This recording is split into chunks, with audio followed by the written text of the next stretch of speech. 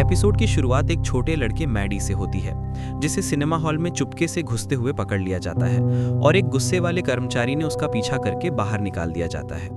भागने से पहले उसकी मुलाकात सिनेमा हॉल के मैनेजर की बेटी रॉनी से होती है, जो उसे भागने में मदद करती है।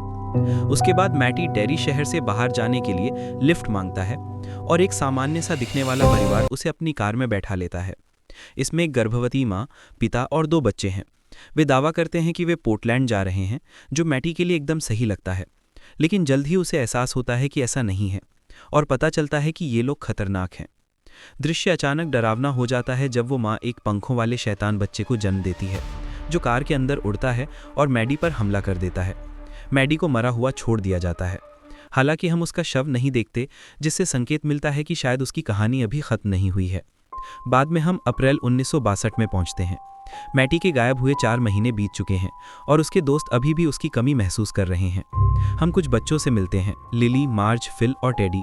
और शहर में एक नया चेहरा मेजर लीरॉय हैनलिन है, जो डेरी में एक एयरफोर्स बेस पर काम करने आया है। जबकि मार्ज पॉपुलर लोगों की ग्रुप में घुलने मिलने की कोशिश करती है, लिली चुप रहती है और उसका स्कूल में सबके द्वारा बुरी तरह से बुलिंग की जाती है। इसी बीच फिल और टेडी 2 मस्ती करने वाले दोस्त हैं और उनकी दोस्ती कहानी में कुछ हास्य जोड़ती है। शो साफ तौर पर अपना खुद का एक लूजर्स क्लब बनाना चाहता है, हालांकि ये साफ नहीं है कि क्या वे इसमें सफल होंगे। इसी दौरान लीरॉय को उसके दोस्त कप्तान पॉली रूसो के साथ बेस का दौरा कराया जाता है। वे कुछ गुप्त प्रोजेक्ट्स के बारे में सुनते हैं जो उनकी जिज्ञासा को जगाता है। हम जनरल शॉ से भी मिलते हैं, जो उनके कमांडिंग ऑफिसर हैं, और डिक हावरिन की एक झलक देखते हैं, जो हॉरर फैंस के लिए एक जाना पहचाना नाम है। जैसे ही लीरॉय एक नए B-52 विमान का परीक्षण करने की अपनी नौकरी में ढलता है, एक एयरमैन उसे परेशानी देता है, शायद पूर्वाग्रह के कारण, हालांकि सीधे तौर पर नहीं कहा जाता। जनरल शॉ बीच बचाव करते हैं और उसका समर्थन करते हैं, जो एक तनावपूर्ण माहौल में उनके लिए कुछ सम्मान दिखाता है। इसी बीच लिली को मैडी के साथ बिताया गया वो समय याद आता है जब वो गायब हुआ था। उसे वो गुप्त अड्डा याद आता है जो उसने उसे दिखाया था, जहां से पूरा डेरी शहर दिखाई देता था। उस फ्लैशबैक के दौरान हमें उसके दर्द और उसके स्कूल में परेशान किए जाने की वजह का पता चलता है। उसके पिता की मौत मिल में एक दुर्घटना में हो गई थी, जब उन्होंने उन्हें अंदर से अपना खिलौना लाने के लिए कहा था। उस नुकसान का दोष अब भी उसे सताता है और मैटी ही था जिसने उसे इस बारे में दिलासा दिया था। वर्तमान में वापस आकर फिल और टेडी मैडी के बारे में बात करते हैं और टेडी को उसके जन्मदिन को भूल जाने का गिल्ट महसूस होता है। उसी रात लिली को अपने बाथटब के ड्रेन से कुछ अजीब आवाज आती सुनाई देती है। एक हल्की सी गाने की आवाज नीचे से गूंजती है। वो और ध्यान से सुनती है। उसे लगता है कि शायद ये मैडी है, जब तक कि 2 खूनी उंगलियां बाहर नहीं निकल आती, जिससे वो बुरी तरह डर जाती है। अगले दिन वो मार्ज को बताने की कोशिश करती है, लेकिन मार्ज इस पर ध्यान नहीं देती। उसे डर है कि अफवाहें उन दोनों के लिए हालात और भी बदतर कर देंगी। कहीं और जाने का रास्ता ना देखते हुए लिली फिल और टेडी से उनके गुप्त अड्डे पर मिलती है और जो उसने देखा था वो साझा करती है।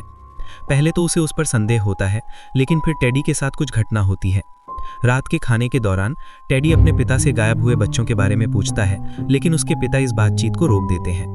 वे टेडी को होलोकॉस्ट के दौरान उनके परिवार के अनुभव के बारे में बताते हैं और उसे कॉमिक बुक्स की दुनिया में खो जाने से रोकने की चेतावनी देते हैं। उसी रात जब टेडी बिस्तर पर पड़ रहा था, एक डरावनी चीज उस पर हमला कर देती है।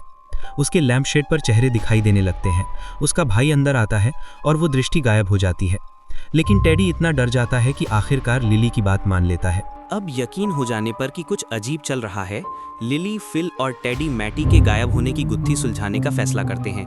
वे लाइब्रेरी जाकर पुराने अखबारों को पलटते हैं, जो उन्हें कैपिटल थिएटर की ओर ले जाता है, जहां मैटी आखिरी बार देखा गया था। वे रॉनी से बात करने की कोशिश करते हैं, लेकिन वो पहले तो मना कर देती है, क्योंकि पुलिस पहले ही इस मामले में उसके पिता को परेशान कर चुकी थी। ये बात तब बदलती है जब वो ड्रेन से आने वाली आवाज़ों के बारे में सुनती हैं। पता चलता है कि रॉनी ने भी वे आवाज़ें सुनी थीं, इसलिए वो ग्रुप को वहां ले जाने के लिए राजी हो जाती हैं। हम लीरॉय को देखते हैं, जो देर रात बेस में अपने कमरे में है। अचानक मास्क पहने कुछ लोग अंदर घुसते हैं और उस पर हमला कर देते हैं। वे गोपनीय जानकारी की मांग करते हैं, लेकिन पिटाई और मौत के करीब पहुंच जाने के बावजूद भी वो एक शब्द कहने से इनकार कर देता है। तभी पॉली अंदर दौड़ता आता है और वे मिलकर घुसपैठियों को भगा देते हैं। इसी बीच शहर में तनाव बढ़ने लगता है क्योंकि बच्चे मूवी थिएटर की ओर जाते हैं।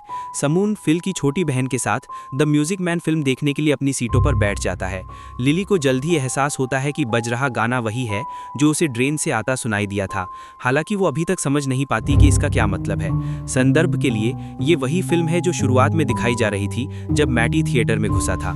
जैसे जैसे वे फिल्म देखते हैं, चीज़ें अजीब मोड़ लेने लगती हैं। मैटी स्क्रीन पर दिखाई देता है जो फिल्म के अंदर ही भीड़ के बीच खड़ा है। बच्चे उसे पुकारते हैं और वो पीछे मुड़कर देखता है, लेकिन जवाब देने से इनकार कर देता है। वो धोखा महसूस करता है और बाहर आना नहीं चाहता। उसकी बाहों में कंबले में लिपटा हुआ एक बच्चा है और ये साफ है कि अब क्या होने वाला है। वो बच्चा शुरुआत वाले उड़ने वाले शैतान जीव में बदल जाता है। ये मूवी स्क्रीन से फटकर थिएटर में आ जाता है और सब पर हमला कर देता है। जैसे जैसे ये इधर उधर उड़ता है, ये और बड़ा और हिंसक होता जाता है और वहाँ मौजूद लगभग सभी लोगों को मार देता है। इस कोहराम में केवल लिली और रॉनी ही बच पाती हैं और एपिसोड का अंत लिली की डरी हुई चीख के साथ होता है। ये अंतिम दृश्य बहुत प्रभावशाली है और दिमाग में बस जाता है।